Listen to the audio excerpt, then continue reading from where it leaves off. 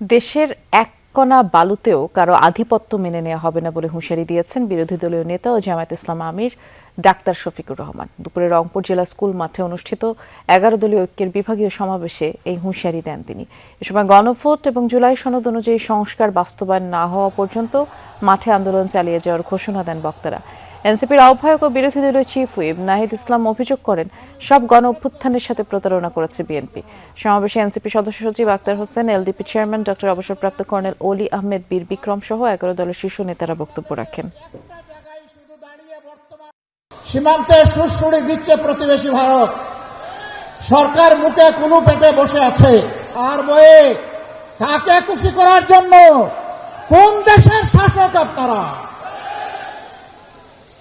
বাংলাদেশের জনগণের নাড়ির পালস বোঝার চেষ্টা করুন।